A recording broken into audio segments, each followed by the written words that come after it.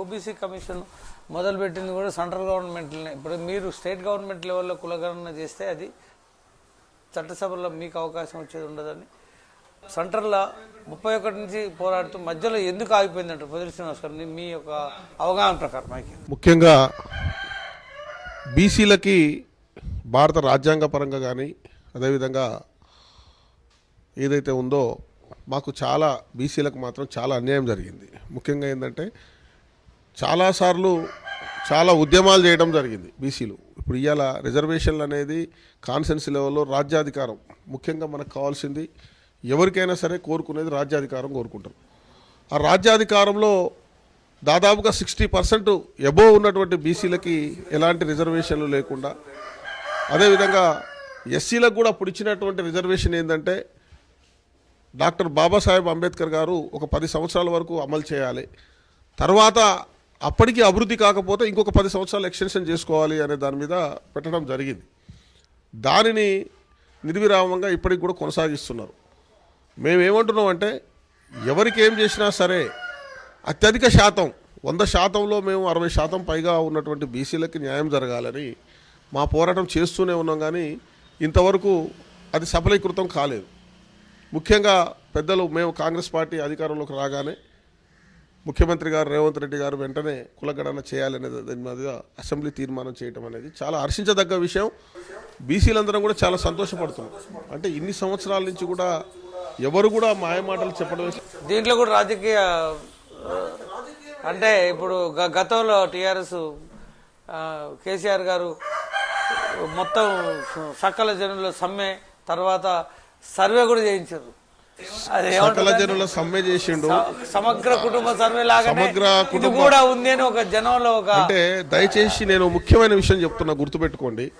కేసీఆర్ ఉద్దేశంలో బీసీలు అనేది ఒక వాదన తీసుకొచ్చిండు కొత్తగా. టీఆర్ఎస్ గవర్నమెంట్ ప్రభుత్వం ఏర్పాటైన తర్వాత యాదవులు గొర్రెలు కాసుకోవాలి, ముదిరాజులు చేపలు పట్టుకోవాలి, గౌడ్సు తాళ్ళెక్కాలి, అదేవిధంగా సాలెవాళ్ళు మగ్గం నేయాలి, సంచార జాతులందరూ కూడా సంచారికంగానే ఉండాలనే ఉద్దేశంతో, అంటే రాజ్యాధికారం ఎప్పుడు ఉన్నతమైన కులాల ద్వారానే ఉండాలనే ఉద్దేశంతో తీసుకురావడం జరిగింది. చాలా చాలా ముఖ్యమైన విషయం అది.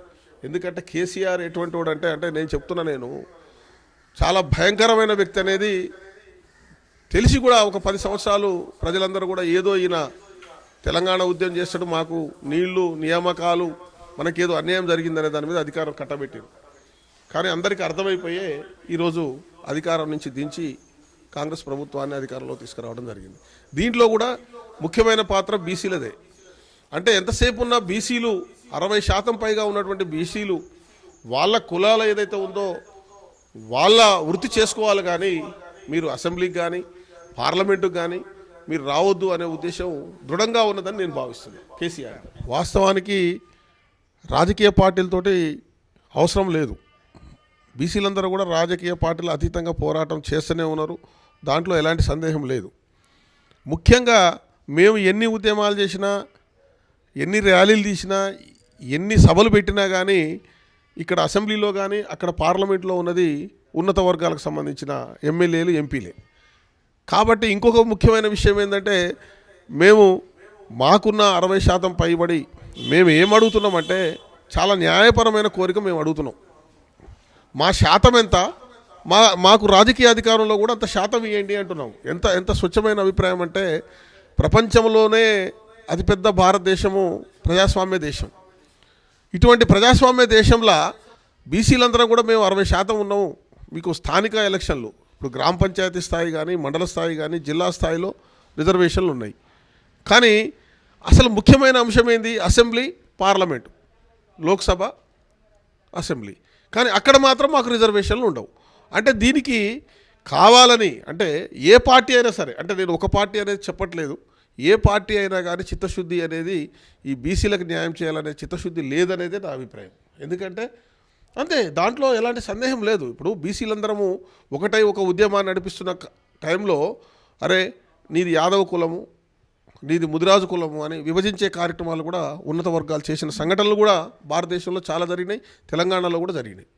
ఇటువంటి ఉద్యమం ఎంత చేసినా కానీ ఏమో అంటారు కదా, అక్కడ ఏదైతే ఉన్నారో అక్కడికి వచ్చేసరికి మమ్మల్ని నీరు కార్చడం జరుగుతున్నది.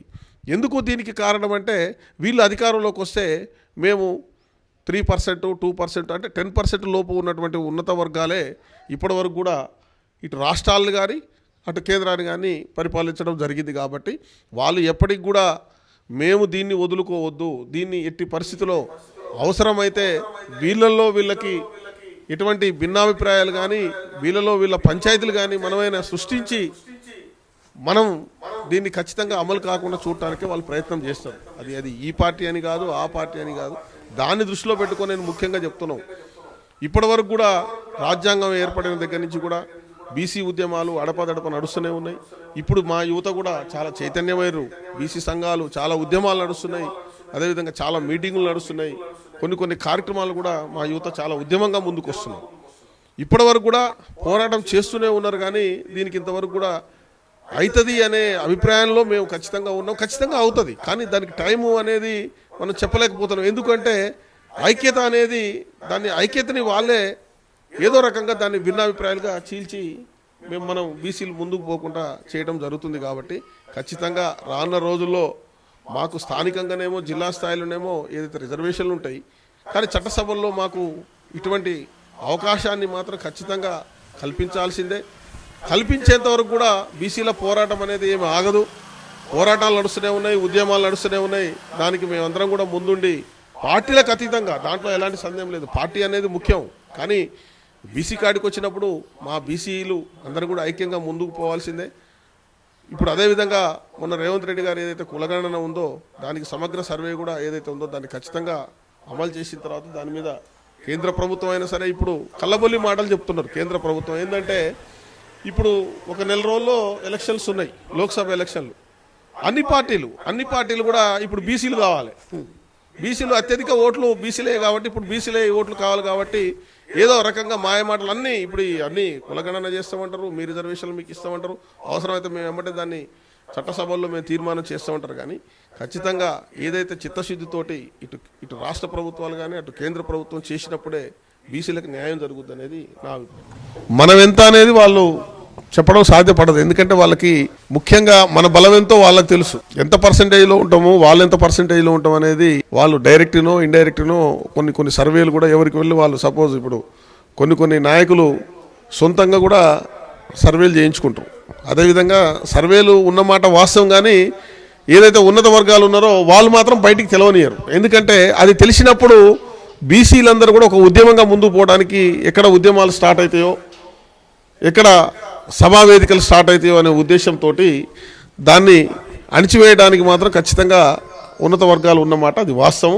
ఇంకోటి ఏమన్నాడంటే కాంగ్రెస్ పార్టీ ఏదైతే బీసీలకి న్యాయం చేయడానికి కొంత బడ్జెట్ మేము కేటాయిస్తాం అన్నమాట వాస్తవం. కాంగ్రెస్ పార్టీ ఏదైతే హామీ ఇచ్చిందో హామీలు 100% అమలు చేస్తాం. 6 గ్యారంటీలు కానీ అదేవిధంగా ఏ విధమైన ఏదైతే గ్యారంటీలు ఉన్నాయో ఎప్పుడు కూడా కాంగ్రెస్ పార్టీ పేదల సంబంధించిన పార్టీ విషయం. అయితే మిత్రుడు మల్లేశం గారు అన్నదానికి ఏంటంటే అసలు బడ్జెట్ పరిస్థితి 10 సంవత్సరాల్లో టీఆర్ఎస్ పార్టీ ఏం చేసిందనేది తెలంగాణ ప్రజలందరికీ తెలిసిపోయింది. అది ఏది మొన్నటి అసెంబ్లీ ఏదైతే సమావేశాల్లో బడ్జెట్ పరిస్థితి ఏంది, మనం ఎన్ని లక్షల కోట్ల రూపాయలు అప్పులు ఉన్నామో, ప్రతి వ్యక్తి మీద ఎంత అప్పు ఉందో కూడా తెలిసిపోయింది. కాబట్టి ప్రస్తుతానికి బీసీలకు కొద్దిగా తక్కువ పర్సంటేజ్లో బడ్జెట్ కేటాయించిన మాట వాస్తవమే.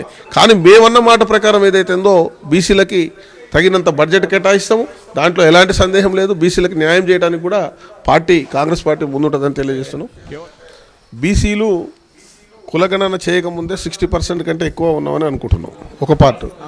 ఇంకొక విషయము 60% కంటే ఎక్కువ ఉన్నాం. ఇంకోటి ఏంటంటే దీంట్లో నిగూఢమైన రహస్యం ఇంకోటి ఉంది. ఎస్టీలు ఎస్సీలు అందరం అన్నదమ్ములమే, వాళ్ళదొక 10% వీళ్ళదొక 10% ఉంటుంది. అంటే 10% ఉన్న వాళ్ళకేమో రిజర్వేషన్స్ ఉన్నాయి. వాళ్ళకి అసెంబ్లీలో రిజర్వేషన్ ఉంది, పార్లమెంట్లో రిజర్వేషన్ ఉంది. 60% ఉన్న బీసీలకు మాత్రం దాంట్లో అవకాశం ఇవ్వలే. అంటే దీనికి కారణం ఏంటంటే ఈ 60%కి ఆ 20% కూడా ఏడ తోడైతే మేము 20% వల్ల మేము తట్టుకోలేము. ఆ ఉద్దేశంతో ఎస్సీలకి సరే మనమేం తప్పు పట్టడం కాదు, వాళ్ళు మా బ్రదర్సే కాబట్టి అన్నదమ్ములమే. కానీ అంటే 10% ఉన్న వాళ్ళకి ఎస్సీలకి ఎస్సీలకి రిజర్వేషన్లు ఇస్తారు కానీ 60% పైగా ఉన్న వాళ్ళకి మాకు మాత్రం బీసీలకి ఇవ్వట్లేదు. అది చాలా దారుణం. ఖచ్చితంగా రానున్న రోజుల్లో రాజ్యాధికారంలోకి వచ్చేది ఖాయం. దాంట్లో ఎలాంటి సందేహం లేదు. దాంట్లో ఎవరు ఆపిన ఉద్యమాలు ఆగవు. కొంతవరకు ఏ శక్తి కూడా ఎంతవరకైనా కొంతవరకే ఆపగలుగుద్ది. ఎంత బలవంతుడైనా సరే న్యాయానికి పోరాటంలో కొంత టైం పడవచ్చు, కానీ ఆ పట్టే క్రమంలో ఎంతవరకు ఓర్పు ఉంటుంది, ఎంతవరకు సహనం ఉంటుందో అంతవరకు సహనం ఉంటుంది. ఖచ్చితంగా రానున్న రోజుల్లో ఇటు అసెంబ్లీలో కానీ అటు పార్లమెంట్లో కానీ ఖచ్చితంగా బీసీలు అధికారంలోకి వచ్చేది ఖాయం. దాంట్లో ఎలాంటి సందేహం లేదు. ఖచ్చితంగా అధికారంలోకి ఖచ్చితంగా బీసీలందరూ కూడా రావడానికి మా వంతుగా బ్రహ్మాండమైన సపోర్ట్ చేస్తాం. ఏదైనా సరే ఒక బీసీ వ్యక్తిగా ఒక బీసీ బిడ్డ ముందుకొచ్చి నేనుంటా అంటే మాత్రం వారికి మనస్ఫూర్తిగా నా పర్సనల్గా అయితేంది నేనైతేంది నాకు సంబంధించి నేను ఖచ్చితంగా వాళ్ళ వెంట ఉండి బీసీలకి ఖచ్చితంగా ఏదైతే పదవులు ఖచ్చితంగా రావాల్సిందే. ఇప్పుడున్న పరిస్థితిలో ఎక్కడైనా సరే, ఇప్పుడు కాన్స్టిట్యున్సీ లెవెల్లో కావచ్చు, లేకపోతే రాష్ట్ర లెవెల్లో కావచ్చు, కేంద్ర స్థాయిలో కావచ్చు, ఒక బీసీ బిడ్డ ముందుకు వచ్చిందంటే ఎలాంటి కల్మషం, ముఖ్యంగా ఏంటంటే ఎలాంటి కల్మషం లేకుండా మా వంతుగా మేము ఖచ్చితంగా సపోర్ట్ చేసి ఆ బీసీ వ్యక్తిని ఆ గెలుపుకు కానీ, అదేవిధంగా ముఖ్యంగా ఈ నామినేషన్ పద్ధతిలో కూడా ఎక్కువ శాతం బీసీలకు కేటాయించాలని నేను విన్నవించుకుంటున్నాను. ఎందుకంటే చాలామందికి ఏంటంటే ఆర్థిక స్తోమత లేక బీసీలు అంత అన్ని డబ్బులు పెట్టలేరు, బీసీలకు ఇస్తే ఓడిపోతున్నాం అనేది ఒక వాదన ఉంది. కానీ ఆ వాదనని వాస్తవానికి నిజమైతే నేనేమంటున్నానంటే నామినేషన్ పదవులు కూడా చాలా ఉన్నాయి.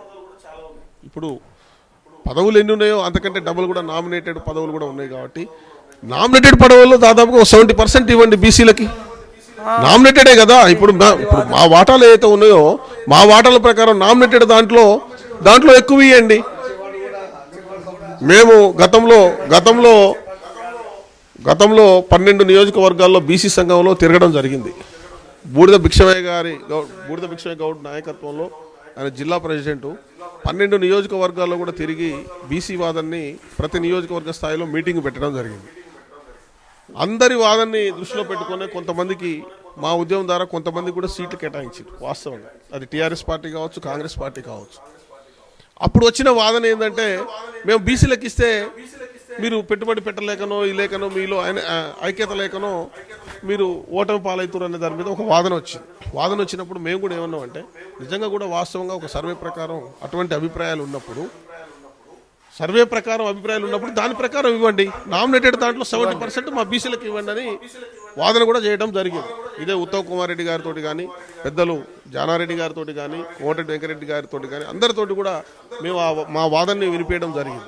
ఖచ్చితంగా రేపు జరగబోయే రోజుల్లో కూడా మా పార్టీ అధికారంలోకి ఉంది కాబట్టి నామినేటెడ్ పదవులు కానీ ఏదైతే లోకల్ ఈ పదవులలో కూడా ఖచ్చితంగా బీసీలకి మేము 60-70% ఖచ్చితంగా మేము అందరం కూడా ముందుండి ఇన్వాల్వ్ అయ్యి ముందు పోరాటం చేస్తాం. వాళ్ళని ఖచ్చితంగా దగ్గరుండి మేము గుంజుకుంటాం అనేది అది బలత్కారం అవుతుంది. కాబట్టి మా వాదనలో మేము ప్రజాస్వామ్యయుతంగానే పోవాలి. కాబట్టి ఖచ్చితంగా బీసీలు ఖచ్చితంగా విజయం సాధిస్తారనే ఆశాభావం పూర్తిగా ఉందని నేను నమ్ముతూ, ఇంకోటి ఏంటంటే ముఖ్యమైన విషయం, మా మిత్రులు ఎలియాసు అంతర్ముఖం ప్రేక్షకులకు అందరికి కూడా పేరున హృదయపూర్వక ధన్యవాదాలు తెలియజేస్తున్నాం. అదేవిధంగా అంతర్ముఖం నిర్వాహకులకు ఎలియాస్కు మరొకసారి హృదయపూర్వక ధన్యవాదాలు తెలియజేస్తూ సీనియర్ నాయకులు మోషన్ అలీ గారు, అదేవిధంగా మల్లేష్ గారు, మా మిత్రులు బాలు గారు, తమ్ముడు మహేష్ గారికి అందరికీ కూడా పేరున హృదయపూర్వక ధన్యవాదాలు తెలియజేస్తూ ముగిస్తున్నాను.